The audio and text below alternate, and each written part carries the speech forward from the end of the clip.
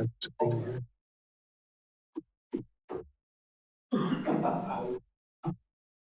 I'm going to do that. So, I do properly. Ready? Good evening, everyone. I'll call the Common Council meeting for Tuesday, July 13th, 2021 to order. Please rise for the Pledge of Allegiance. Pledge allegiance to the flag of the United States of America and to the republic for which it stands, one nation, under God, indivisible, with liberty and justice for all.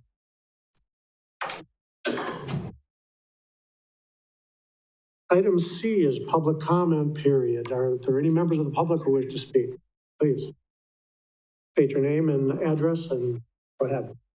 Okay. Hi again. I've been here before. I'm Megan Dulesky, property owner at 1033 South Adams Avenue. And we've heard from you before. I'm trying to rezone my property so that I can do group daycare. I have a small group of children there now. My wait list is, I projected it's over 3 years out right now. So I would like to provide the service to the families that are looking, and it looks like there is a need. So yeah, thank you. Thank you, Megan. Yeah. Are there any other citizens who wish to comment tonight? Any other citizens? Seeing none, we'll move on to item D, approval of the minutes of the June 22nd, 2021 meeting. I'll entertain a motion. I don't have the screen here for some reason. Motion by Mr. Fisher and a second by Mr. Fire to approve the minutes of the June 22nd meeting. Any discussion? Seeing none, please vote.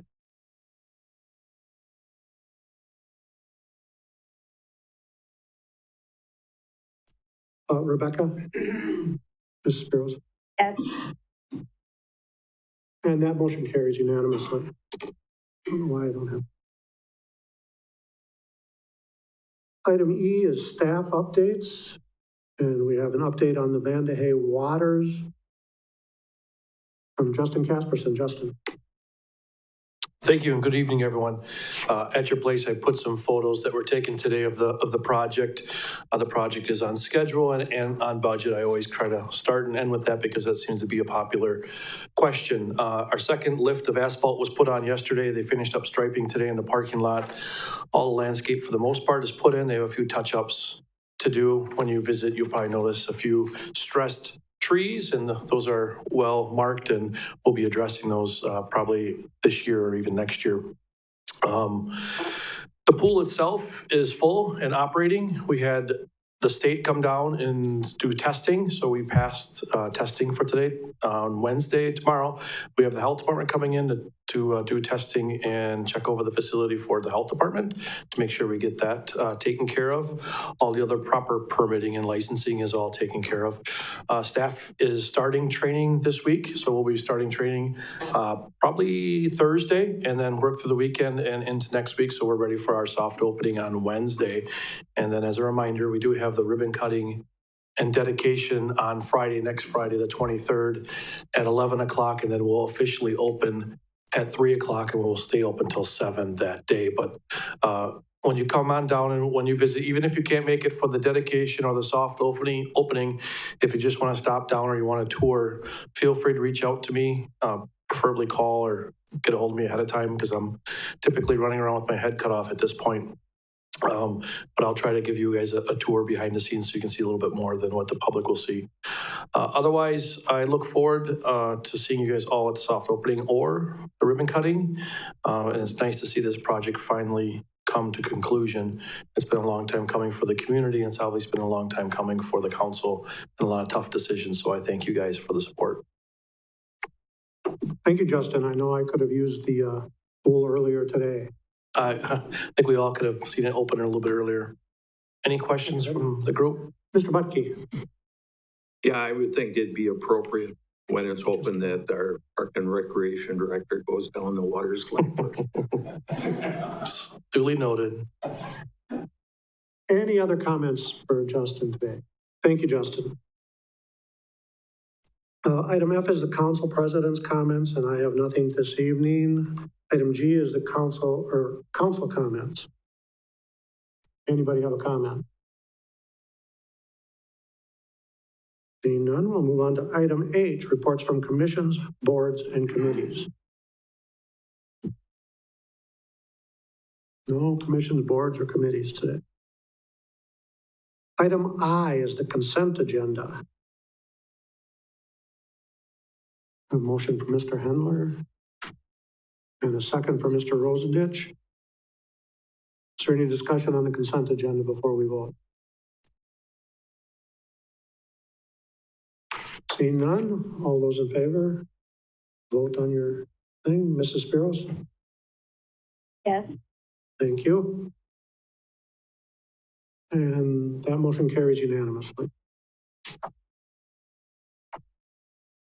There were no items removed from the consent agenda, so we'll move on to item K, a presentation on forms of the city government in Wisconsin presented by League of Wisconsin Municipalities staff, and they're going to be introduced by Steve. Thank you, Steve. Thank you very much, Council President. Yeah, if you recall, back in April, when the council was discussing what to do with the vacancy in the mayor position, which ultimately led to the selection of going with the council president until the next regular municipal election in April of 2022, it was brought up that it might be helpful to get a presentation on other forms of government. The city of Marshfield has had the current form of the weak mayor and administrator, if you will, model for many, many years, certainly since before I got here, and it was thought maybe this would be a good time to hit the pause button and take a look at other options and to see whether one of them might work well for the city. So I've gotten these two gentlemen from the League of Wisconsin Municipalities. Before I bring them up here, I just can't say enough about them and the league as a whole. Some of you know that I came to Wisconsin and started here in Ripon back in 1997. So I've been between Ripon 13 years and 11 roughly with the city of Marshfield. I've been almost a quarter century in the state of Wisconsin, and I've called on these folks many times. The services they provide to cities and villages in terms of interacting with legislators on behalf of the issues that really matter to cities and villages and trying to get good outcomes. The way they respond to questions and inquiries on legal and other issues is just first rate. And so I'm very thankful to them and what they do. So at this time, I'd like to introduce Jerry DeShane, the Executive Director, and Kurt Watinsky, the Assistant Executive Director. They're going to come up here and talk about the various forms of government available to cities in Wisconsin.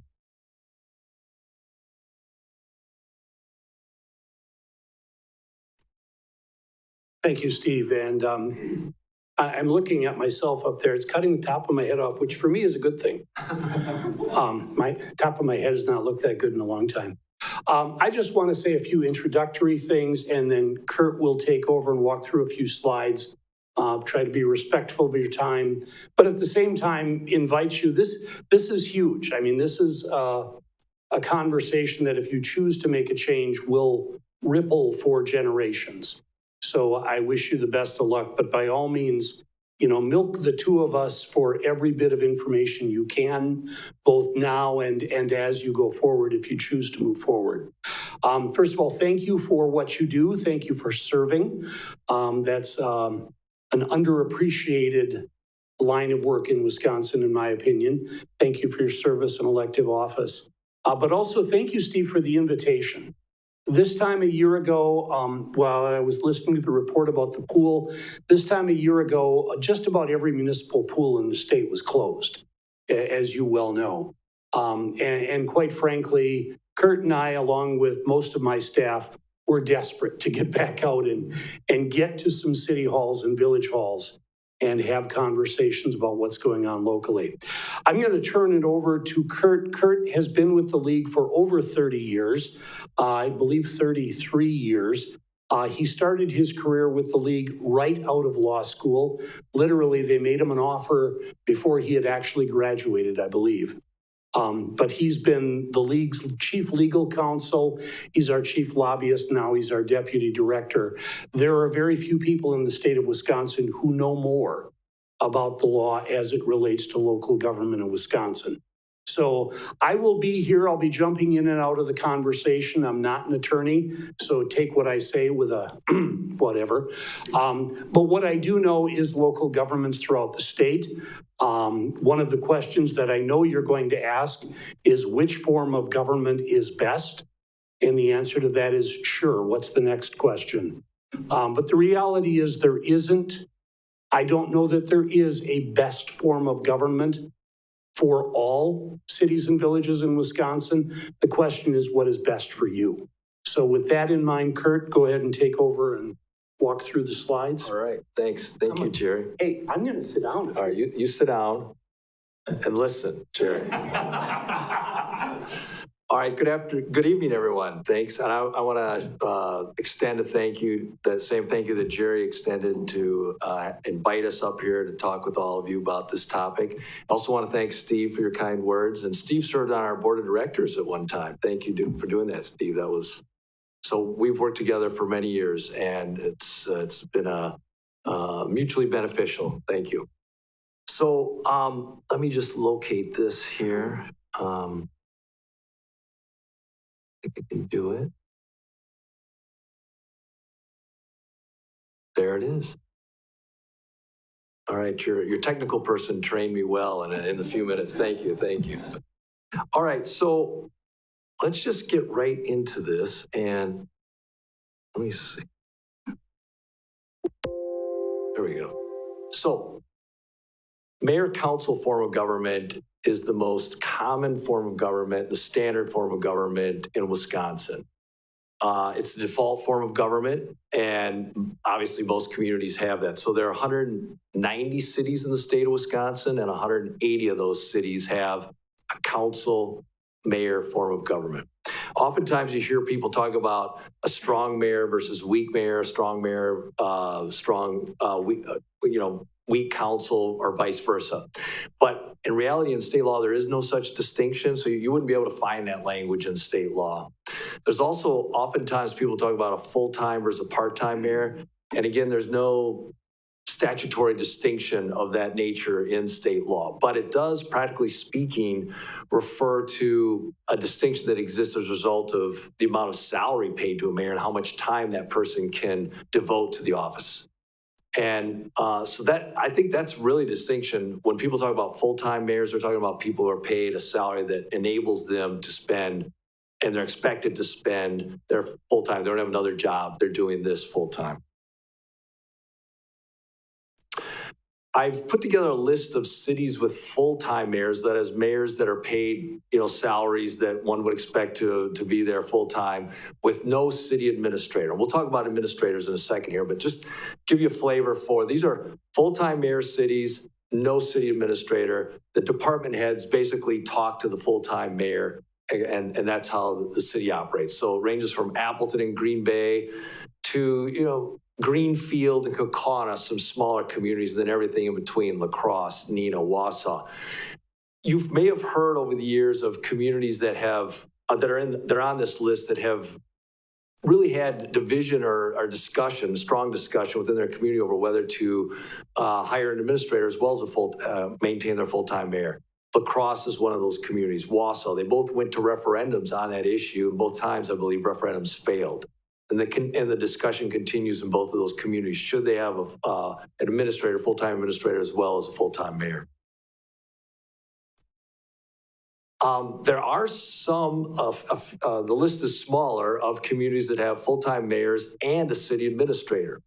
And now I want to just talk for a minute about city administrator positions. So that office or that position is not mentioned anywhere in the state statutes. It's something that has arisen over the course of time in our state. The administrator position has really been created by need by municipalities, and maybe it started in our state 40, 50 years ago. Administrator positions were first enacted by ordinance, sometimes by charter ordinance, and sometimes just by declaring, the clerk treasurer, as we're going to we're going to make you comply with more responsibilities. You're going to, department heads are going to turn to you for instructions and things like that. So the position has evolved statewide and within municipalities over time, but there really is no, again, state law that you can turn to and say, okay, these are the role and function of the city administrator. So every community that creates a city administrator position really defines the role and the relationship with the council, the relationship with the mayor, by their ordinance, by their creating documents. Could be a charter ordinance that created that as well, which is just a more formal way of creating or taking action at the city level. And if I Yeah, go could ahead. jump in here, and I'll speak at the podium. One of the things that's important, you clearly have a lot of latitude in what you structure. You can structure your local government the way you choose. The one area that, if you ask me for my advice, my opinion is if you choose to do something, make your wishes and the lines of authority clear.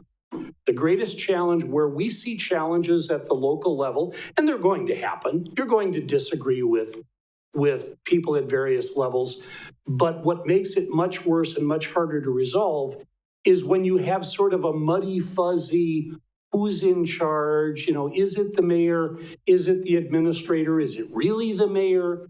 But talk those things through. It is far easier to resolve those on the front end than to deal with the challenges that you will create when an issue crops up that you didn't expect, and all of a sudden you find out that you have effectively created a system with two roosters. So back to the slides. Thanks, Jerry. Very good point. Excellent point. So I just wanted to mention these communities that have full-time mayors and a city administrator: Kenosha, Racine, Sheboygan, and Waukesha. And all of those mayors, councils, administrators in those cities right now interact, and it's working very smoothly as far as I can tell. So it's interesting to see the different ways communities are organized around the state, and whether what works in one community might not necessarily work in another community. Now, many cities have a part-time mayor and a city administrator, like Marshfield. This is the most common way cities are organized above 5,000 in population. So there are hundreds of administrators around the state right now, and in most cases, it's with a part-time mayor. So, and I've listed a few of those communities: Menominee, Hudson, River Falls, Middleton, Verona, Jefferson, Eagle River. So all different sizes, but all of them. And this is again the most frequently way communities are organized in Wisconsin. So now, I think these slides that we just went over this is the form of government that you are all most familiar with. We'll talk about a couple other options that might be less familiar.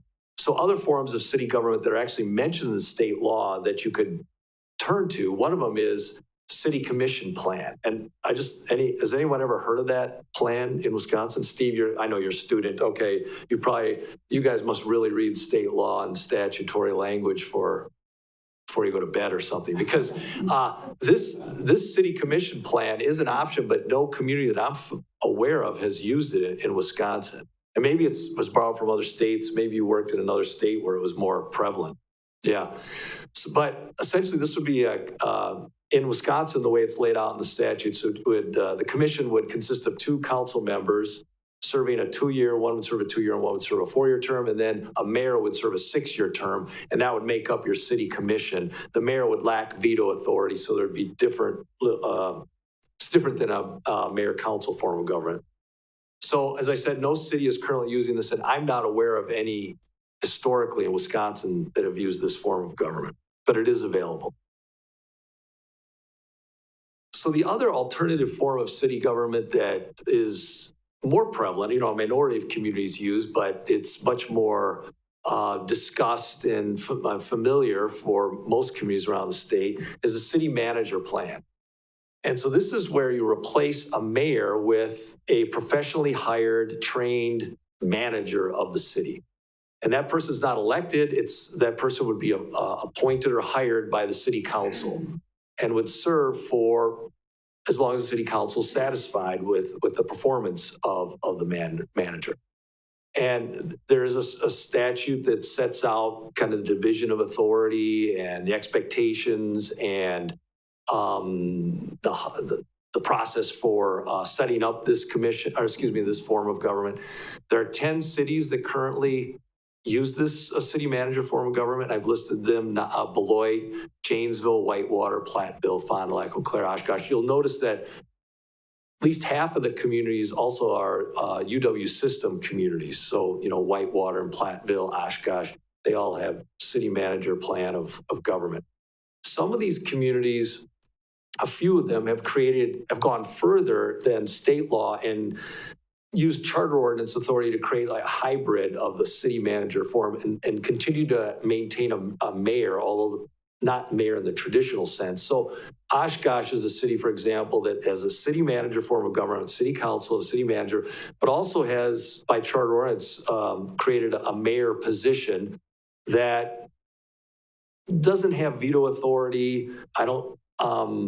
But runs the council meetings and, appears at parades and is kind of the symbolic executive of the city. But the day-to-day operations of the city are in the hands of the city manager.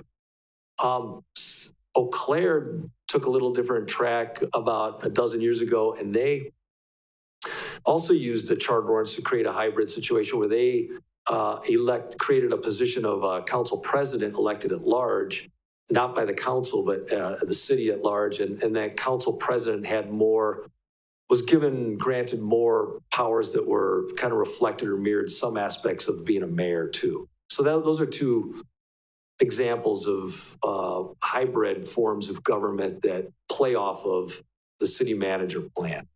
The rest of those communities that are listed up there all are just straight standard city manager council form of government. The process for creating this form of government, there are basically three options. The city council could adopt it by a charter ordinance, and that would necessitate a 3/4 vote of the council, and then there would be a time period, I think it's 90 days, maybe it's 60, where citizens could petition the council to hold a referendum on that question. Should we create this form of government? And then if that petition is filed, and there's a referendum, then whatever the referendum result is, then that would create or not create the city manager form of government. The council could also just not wait for a petition, but just submit that question to the voters and have a referendum on it on their own. Or citizens could petition the council to form city manager form of government, and that would be presented to the voters for a referendum. So those are the three ways that it could be created. Now, I should also say that, I don't know if, Steve implied that there's some, thoughts going into an internal discussion about what form of government you should have. And I can tell you that every city goes through these questions, obviously, every few years, including all the city manager forms of government. There's calls for, every few years in Janesville, we're going to, do away with the city manager plan, or we're going to go back to a mayor council form of government. The similar discussions have occurred, fairly regularly in Platteville or Oshkosh. So I think it's good for local governments to review how they're organized and figure out what's best for the community at this point in time. But just know that it's a constantly evolving issue that once you make a decision now, next council 10 years from now might be thinking, we're gonna revert back to whatever we were before. So go ahead. It reinforces the idea that you're not heading for. Right. There is no plateau that you're trying to reach. What it really comes down to is what works best for your community. And every community in Wisconsin is.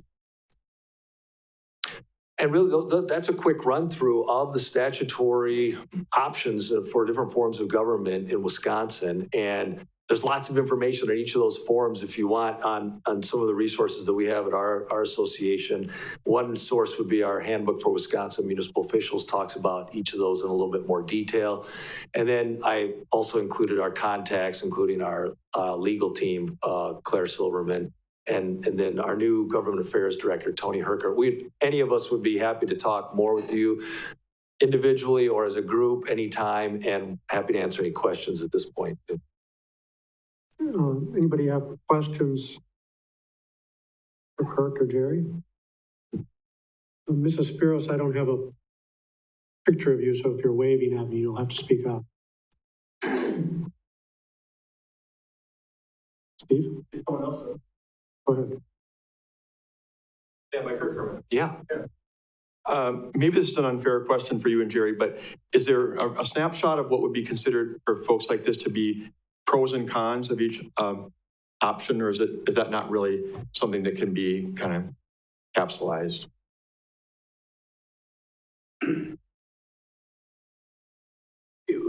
I'll play the role of the subjective, opinionated one, and Kurt will play the role of the objective attorney.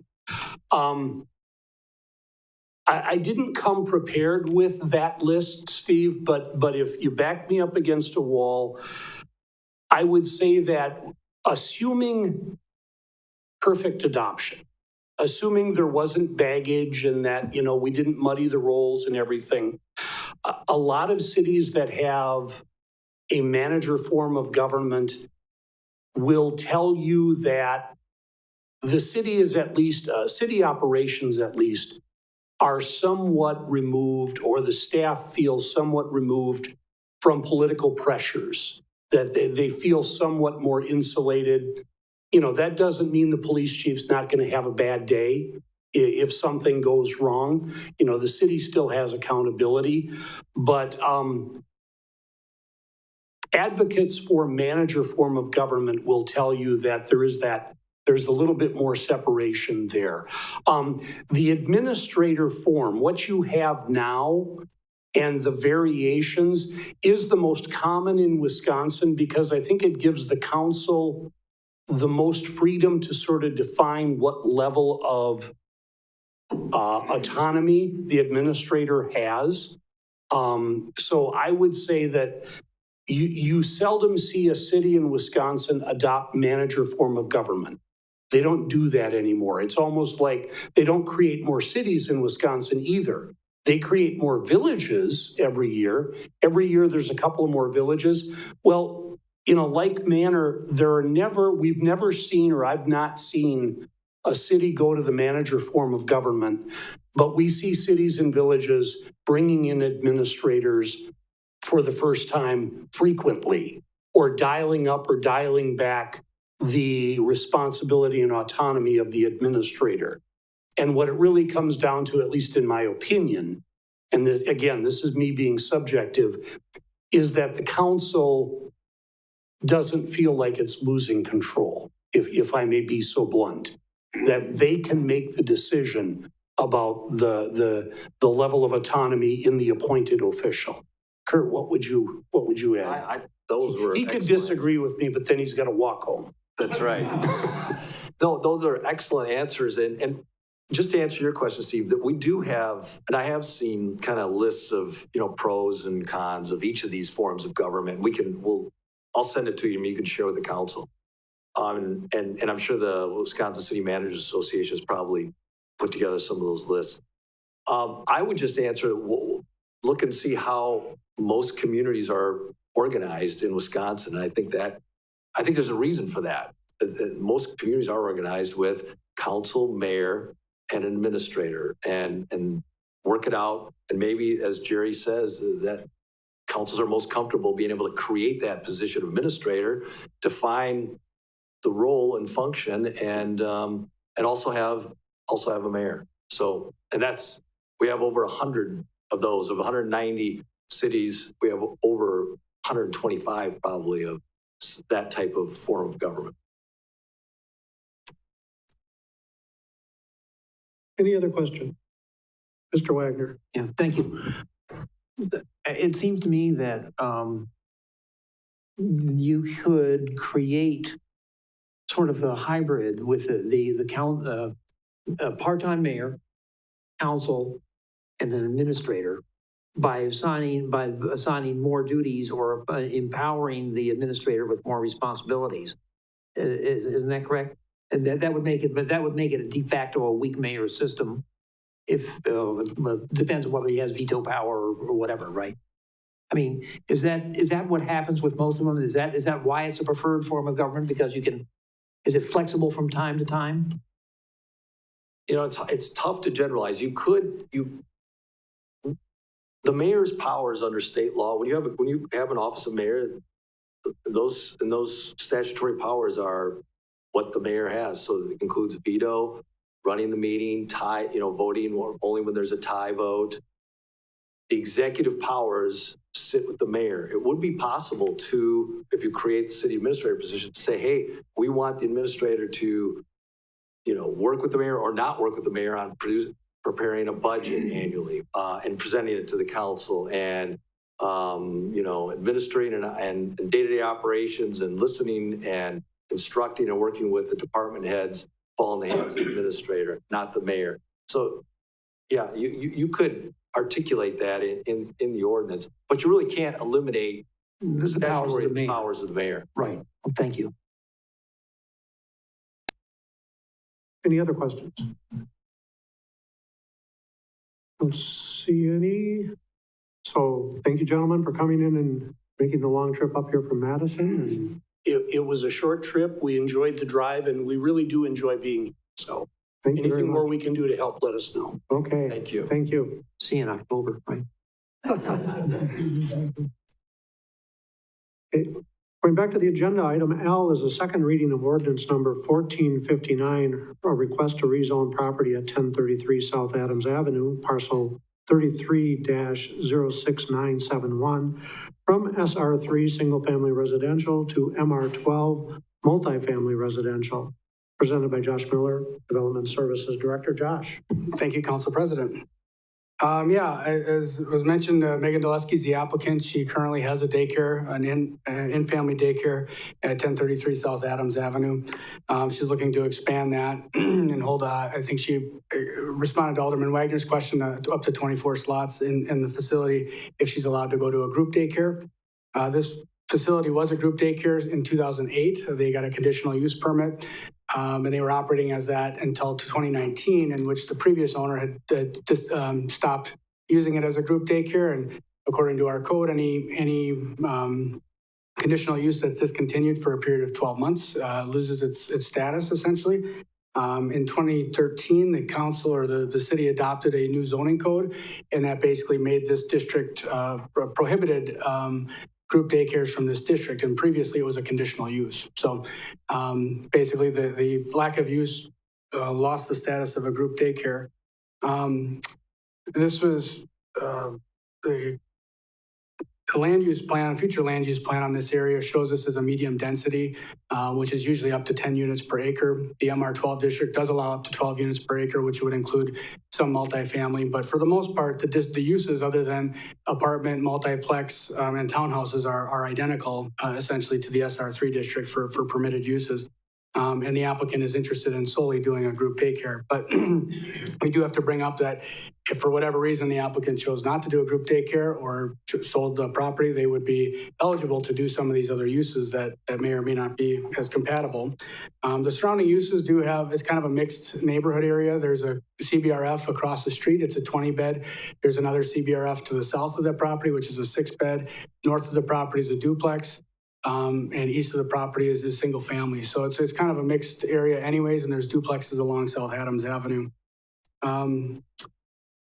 So I've covered most of the things that, she did touch on kind of the need for daycare. And I know we're talking about rezoning, so it's focusing on the actual zoning district, which is MR12. But we looked at a few options when she came to present or submit an application for this request, and we looked at, you could do a neighborhood mixed use, which would be more of a commercial type use. We didn't feel that was quite appropriate. Could have done a code amendment, but we looked at this with the Plan Commission in 2016, and the Plan Commission wasn't as receptive to allow group daycares in the single family district. That's something we could revisit again at a future time. But looking at the code and looking at the use, MR12 made sense. There's MR24 zoning about a block away from here to the south where the convalescent center is, and some additional apartments. So really, it seemed to make sense from that standpoint. So the Plan Commission did review this on their June 15th meeting. The notices do go out to all the property owners within 200 feet of the request, and we didn't get any adverse comments about the request. And so the Plan Commission did recommend approval of it. And with that, staff would recommend approval of ordinance 1459. Thank you. Mr. Bucky, what's your motion? Motion to approve the ordinance. Okay, and we have a second from Mr. Fisher. Any discussion, Mr. Wagner? Yes. It's going to be, what, 24 children, you said? Was Up to that? 24 slots, yep. Okay, there's a circular drive on this site, and it's just a little bit down from 11th Street where a lot of traffic from Washington School comes. Are there any restrictions on, have we put any conditions on it, like no on-street parking or basically something to handle the traffic? We have not in the rezoning request. The conditional use could address any kind of a parking issue. We could look back at the previous conditional use. I don't believe that there was anything, and that's the purpose of the circle drive, so you can't pull in and back out and you have a lot of Right, traffic. but it was less children. But the group daycare did allow for more children in 2008 up until 2019. So when she discontinued that use, that's when it became just a family daycare. But this is certainly something we would look at. We could talk to the city engineer for his input on conditions for the group daycare. And just for the record, I wasn't initially in favor of this, but seeing as there are so many other uses such as daycares and CBRFs in the area and schools on that, I think it would be unfair to vote against it on that basis. Okay, any further comments, questions? Seeing none, please vote. Mrs. Spears? Yes. Thank you. Mr. Hendler? And that motion carries unanimously. Thank you. Item M, a request to approve budget resolution 02-2021, increasing by $15,500 the TIF District Number 13 budget, presented by Josh Miller, Development Services Director. Thank you. We must have been doing a pretty good job budgeting this year because this is only the second budget resolution and we're already into July. So congratulations, staff. Back in June 22nd, the council did approve a contract to go forward with Ehlers and Associates to do a TIF district, mixed-use TIF district number 13. And this is the second part of that. In order to do that, we've got to pay them. And we need a budget resolution to increase the budget for the TIF district account, or basically that fund. I think it's 438. And so that's what this request is. Ehlers, mixed-use TIFs are probably the most complex, but any TIF district is a complicated process. And we do need to hire a consultant to do that. And they're proposing their contract is for $15,500. Finance Budget Personnel Committee did review this last week and did recommend approval. And so with that, staff is recommending approval of budget resolution 02-2021. Hey, Mr. Butke, your motion. My motion is to approve the resolution. Okay, we have a second from Mr. Wagner. Is there any discussion? Seeing no discussion, please vote. Mrs. Spears? Yes. And that motion carries unanimously. Item N, and Josh, now you are coming up with several right in a row. Yeah. A request to approve budget resolution number 3, 2021, amending the budget and transferring $900,000 from the 205 Fund, Economic Development, to the 401 Fund, Capital Projects. Again, presented by Josh. May have spoke against myself saying we budgeted so well, but so this is part of the city subdivision project. We broke it up into two different budget resolutions. The first one is the transfer from the Economic Development 205 Fund, basically to allow for us to pay for their contribution towards the city subdivision. As was mentioned before, the Economic Development Board did commit $900,000 to this project. They would recoup their contribution towards the initial sales of the lots in the city subdivision. Again, the Finance Budget Personnel Committee did review this at their last meeting and did approve it. With that, staff is recommending approving Budget Resolution 03-2021. Okay, Mr. Fisher, your motion. My motion is to approve. Okay, we have a second from Mr. Fire. Is there any discussion on this motion? Seeing none, please vote. Mrs. Spears? Yes. Thank you. That motion carries unanimously.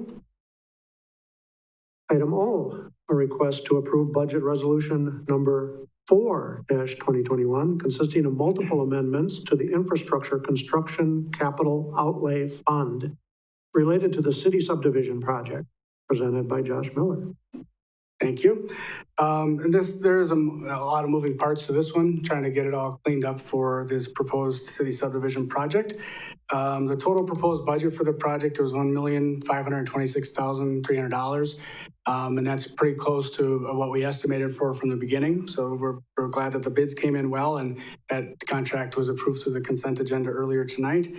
The first three items are really basically what the costs are associated with for that project. So the first one is $1,030,400 for the Infrastructure Construction Capital Outlay Fund. The second item is $236,900 for Infrastructure Capital Outlay Fund for professional services. And that includes like the gas and electrical services, installation, transaction fees, interest, and other miscellaneous costs. And then finally, the third component is the land cost, which is the Infrastructure Capital Outlay street openings land item for $259,000.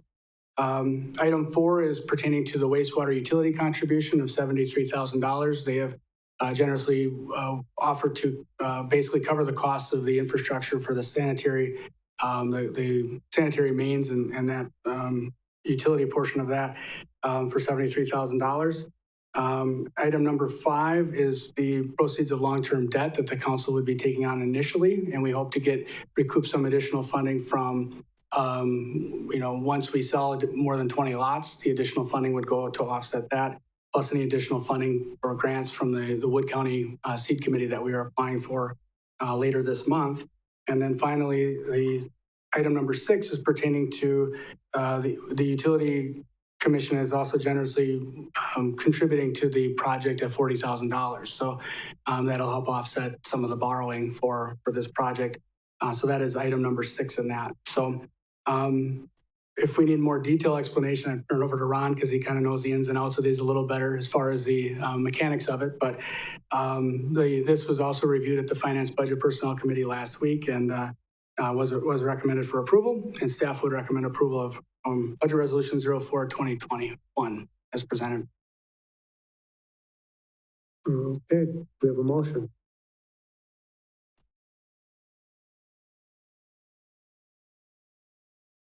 We have a motion from Mr. Rosendich. Is there a motion? Motion to approve. Okay, and a second by Mr. Fire. Mr. Butke. Thank you. I'm in favor of this, of course, it makes sense. What was stated here, Josh, was, all the other utilities are paying. The gas company, did you say we have to pay for the gas pipe?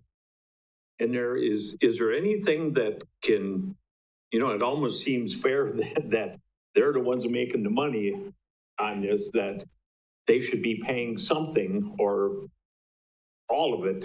Well, I know about that. Yeah, no, thank you for that comment. We Energies, we do have to pay for the installation of the infrastructure up front. And then as meters are added, but based on new homes being started, they do provide a credit. So every home that gets started, there's a credit that comes back to the city. So, each year we I think it's $3,600 for the first year for every home. And then that credit, it could change year over year, but that's for 5 years. We do get credit back on every home. All right. Thank you, Josh. Any further questions or comments? Seeing none, please vote. Mrs. Spears? Yes. Thank you. And that motion carries unanimous. Thank you. Switching gears, item P. Request to approve resolution number 2021-46, allowing exception to ordinance 9-46 for Hub City Days car show, presented by Pat Seps, acting police chief. Chief. All right, good evening. Just a short recap on why we are granting these types of variances. Originally started with a conversation about binge drinking. And when you have these types of events, such as the wine walks, the beer walks, some of these other events, we really wanted to curb the possibility of somebody basically chugging a beer or a glass of wine and going on from one location to the other. So what we found is that it actually enhances the experience. While we're curbing binge drinking, talking to many of the participants, we've done some community events down there. It's been really successful, and it really has made the event better because there's a more relaxed feeling. They can kind of walk, they can enjoy their drink while they're shopping. So I just like to would say that as far as historically, it's been very positive. So as you know, in 2019, 5 of these variances were approved by the council. They included such things as wine walks, beer walks, and what we're here for tonight, the Hub City Car Show. So tonight, we are looking at Main Street Marshfield is again hosting their Hub City Car Show, and that's on July 31st. And that's from 10 a.m. to 3 p.m. And the event will occur in the downtown area, where alcoholic beverages will be sold by Main Street Marshfield for the duration of the car show. So with that, I am requesting that the ordinance prohibiting the possession of drinking of alcoholic beverages in public places be temporarily suspended from Veterans Parkway south to 11th Street on Central Avenue, with 1 block both to the east and west in that location. That is the length of the car show. And I would also like to add that the area is monitored by police, and with any of these variances that have been requested, we haven't had any single recorded issue of a problem with anyone. So with that, I would look for your approval for resolution number 2021-46, and we'll be happy to answer any questions. Okay, Mr. Witzel, your motion. Move to approve. Okay, second from Mr. Varsho. Is there any comments, questions for the chief? Seeing none, please vote. Mrs. Spiros? No. Okay, that motion carries with the lone no vote for Mrs. Spiros. All right, thank you. Item Q, a request to approve providing city email accounts to members of certain city boards and commissions, presented by Steve Barg, City Administrator. Steve. Thank you. I came to you back in the spring and brought this topic up. It had actually been discussed, I think, maybe a year and a half earlier when we had a presentation from a gentleman who talked about some of the issues with committees and commissions. And he suggested back then that maybe that would be an idea to offer city email accounts to those individuals who are part of the city in those capacities. We talked about it not long after that. We decided to let it go for a while. It came back more recently with respect, I think, to some of the open records request issues that we get, where some of the people who serve on our bodies feel a little bit intimidated by the fact that their own email accounts might be called into question in those types of records requests. So anyway, I did some looking after the body on here in April was supportive of me doing some more research and coming back with a proposal as to what commissions and boards would be offered city email accounts. So I took a look at that, and again, kind of taking out advisory committees that don't really have any statutory authority. That was my focus. Who has statutory authority apart from the council? And there are several bodies that do have the ability to take actions on their own. So looking at those, I kind of took out a couple that really only meet periodically, the Board of Review and the Zoning Board of Appeals. They don't meet often enough to where it seemed warranted to do that at this point. We can always look at it later. And then you have like the Library Board and Marshfield Utilities, for example. They already have it through their boards, some type of separate email for their commission participation. I looked at 4, and I thought were the prime candidates that we're looking at, and that's the Economic Development Board, the Ethics Board, the Fire and Police Commission, and the Plan Commission. If you look at that, there's a total of 24 members, 4 of which are members of this body who serve as council representatives. So you're looking at 20 people. And it seemed to make sense that would be a good place to start, and maybe end, for all I know, to offer those bodies a chance. Now, again, we're not trying to require them to have city email addresses. If they decide to decline for whatever reason, that's up to them. But it gives them the chance to have some separation from their own personal email in terms of any interaction they might have with city staff or others with respect to their board or commission duties. The cost of this would be a $2,000 one-time cost for the licenses. We would need 20 licenses if everybody took this at $50 a piece. And then an annual $1,000 cost, $50 per user for the email archiving and the antivirus. Thank you. I knew I wouldn't memorize that. The antivirus and the email archiving, thanks. So a total of $3,000 the first year and then roughly $1,000 after that. Now, I will note that this assumes that the users will all be using their own laptops and cell phones and tablets. They won't be asking for any city devices, and they won't be looking for city staff assistance in terms of servicing them. So that's the premise of the cost factor that I'm giving you. We would also tell them that anything outside of email, text, Facebook messaging, anything like that, they need to be maintaining their own records in case something comes up. That's not something that we would be keeping and archiving for them. With that in mind, I think this is a really good place to land. I think it gives, again, some separation for those commissions and boards with statutory authority that might be concerned about getting drawn into those records request type of issues. And I would recommend council approval of extending the offer for city email accounts to the members of those bodies. Mr. Witzel, your motion. I would move to create accounts for each of those members using their own technology. I don't know that it should be an option. I believe it should be those are specific committees. I believe it should just be an account that is created for them that they are to use. That would be my motion. Okay, second from Mr. Butke. And Mr. Butke, you have a comment. Yes, Steve, will they be signing some sort of form then, so they're aware of the situation? I would assume that we would want to. Yeah, we could have them do something like that outlines, again, making clear the fact that that does not absolve them from maintaining other technology. Can I just make sure that I understand Mr. Witzel's motion? You're saying not just offer it to them, but basically require or expect them to sign on to city email accounts? That would be my motion, yes, to expect that it is set up and utilized for the purposes of these committees and commissions. Not an option, but a requirement. Okay. And Mr. Fisher, you have a comment. Thank you, Mr. President. I guess I didn't realize exactly where this was going to go as far as a motion, but my question was more in line with understanding why you wanted it to be optional. So can you give me just some more background? What made you think that optional was better than mandatory? Well, I think mainly because we're offering this, at least the initial intent was to offer this as a benefit to those who are a little bit skittish or concerned about their own personal email accounts being gone through. In other words, let's say there's an open records request and I'm on the Economic Development Board. I'll just use that one as an example. If it's my own personal email account, I have to dig through. Have I saved them? Can I find them? It feels like kind of an intrusion. What if I've somehow accidentally deleted them? If you have a city email account, the technology department has them. They could literally say, I could turn to Ing and his staff and say, I want all the emails sent back and forth by Economic Development Board members about Project XYZ. And even if the members had accidentally deleted them or had something go wrong with their own personal email, we would have captured them. So that would give them some assurance that they weren't going to find themselves running afoul of legal requirements. Having said that, what Mr. Witzel says, maybe makes some sense. It's beneficial to the organization too, to have those captured without having to have someone rummage through them. But I just thought maybe it would seem a little bit overbearing to require them. Follow up, Mr. Fisher. Yeah, thank you, Mr. President. I understand Alderman Witzel's point, but I guess at the same time, if we're going to require these 4 committees or commissions to have city emails, I don't know why we're not requiring all committees at that point.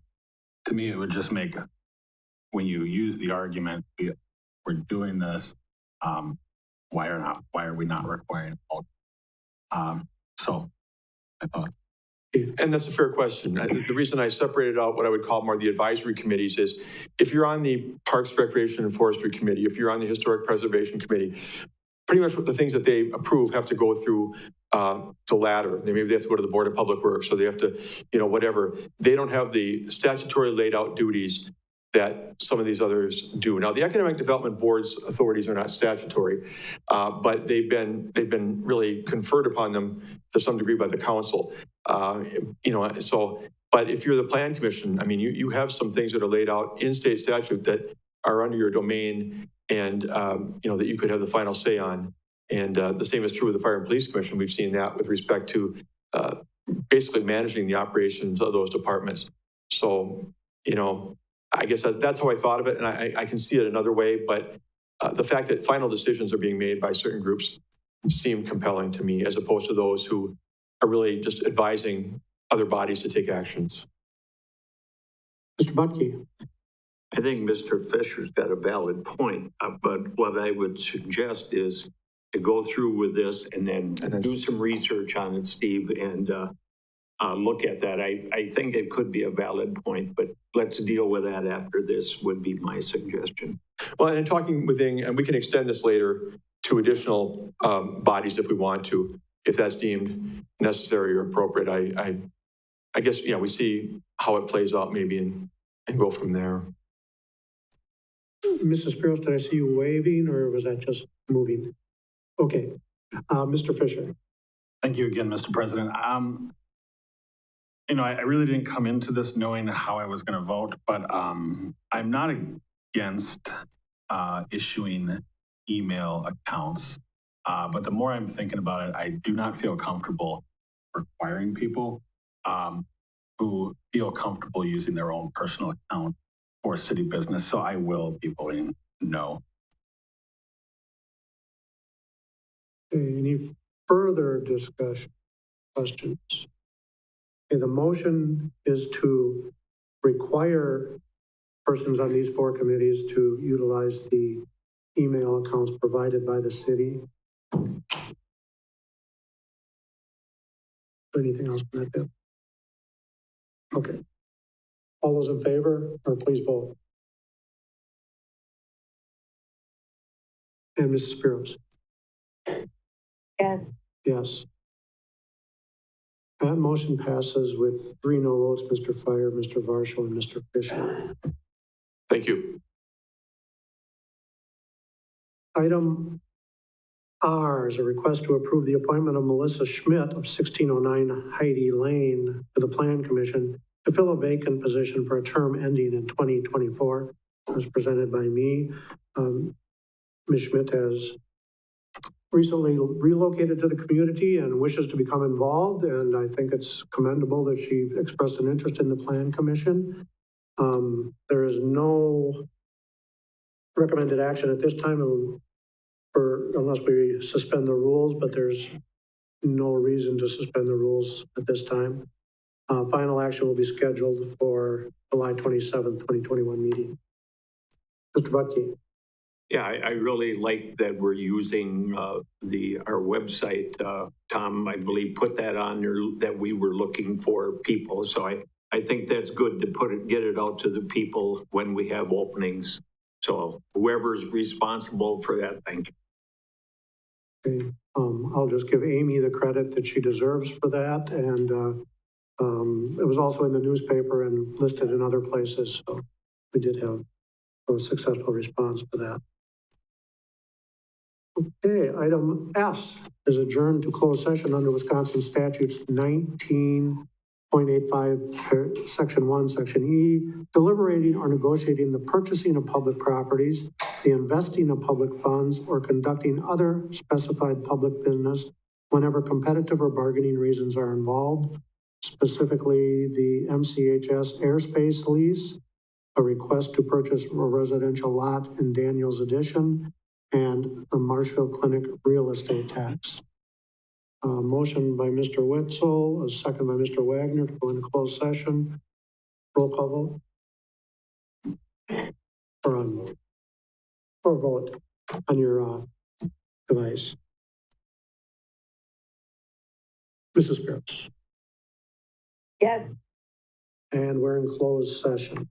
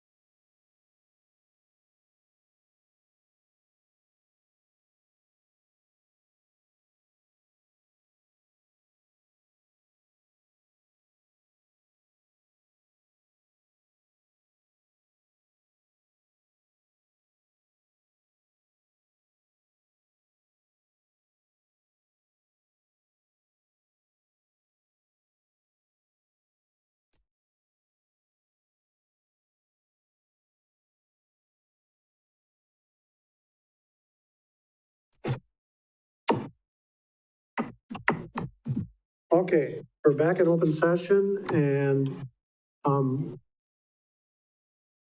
need someone to make a motion, but Deb, can you read the motion we agreed upon in closed session? Certainly. It would be to approve the proposed MCHS Skywalk lease and to direct staff to draft an ordinance for council consideration at their July 23rd meeting. And does someone want to make that motion? We have a motion by Mr. Rosendich. Second. And a second by Mr. Varshaw. Please vote.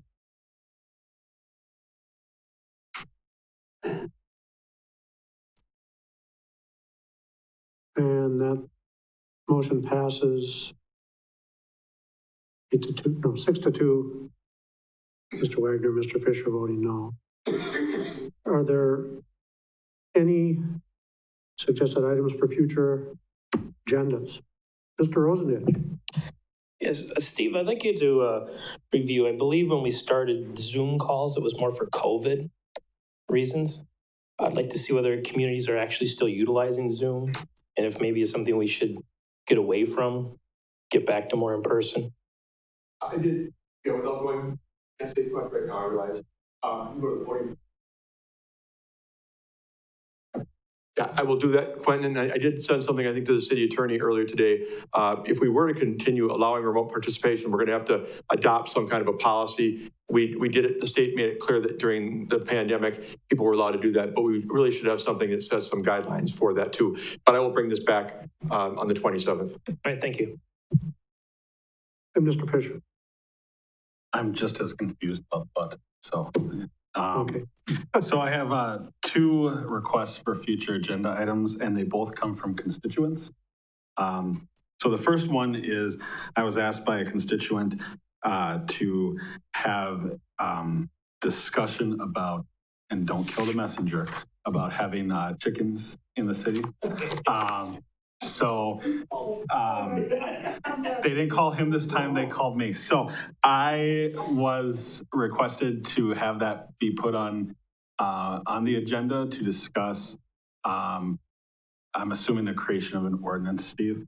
And then the second thing is, I was also, someone reached out to me last week and asked to have the city revisit concealed carry in the city building. So I'd like to have that be discussed as well. Thank you. Okay, any other items for future agenda?